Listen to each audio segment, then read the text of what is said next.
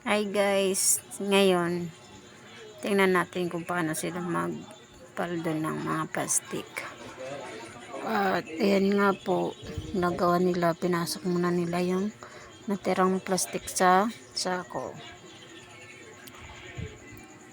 Ayan po, yung nasa paligid namin po, plastic, kulot, hide din po yan ang meron dyan. At yan nga, pinukulit siya ni Ruben, isa niyang kasama.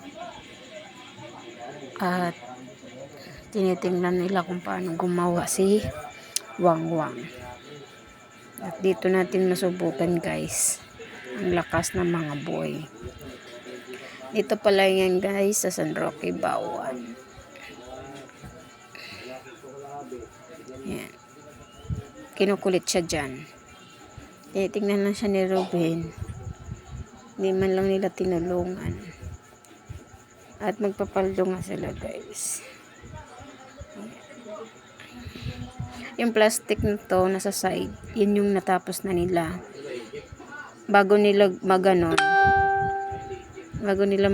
ilalagay muna guys dito sa kahoy na yung naka-circle na yun.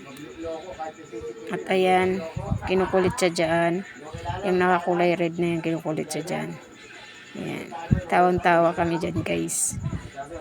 Loko-loko kasi yung kasama eh. Hindi yun guys. Ayan. Nakarami na sila paldo guys. Ayan. Linis-linis muna para hindi makalat ang paligid nila. Marami pa yan guys. Hanggang doon pa yan. Pasensya na kayo sa pa ako. Ayan. Tapos na.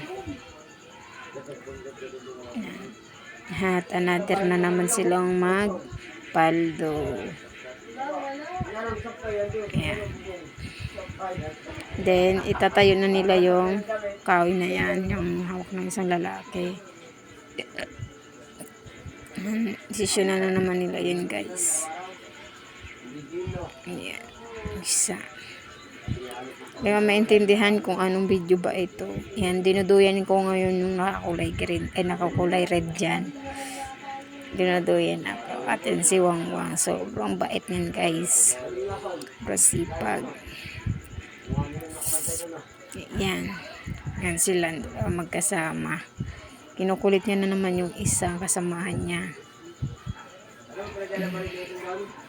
Yan lang guys. Maintindihan ba? Nahihilo na yung cameraman. Dinuduyan. Ay.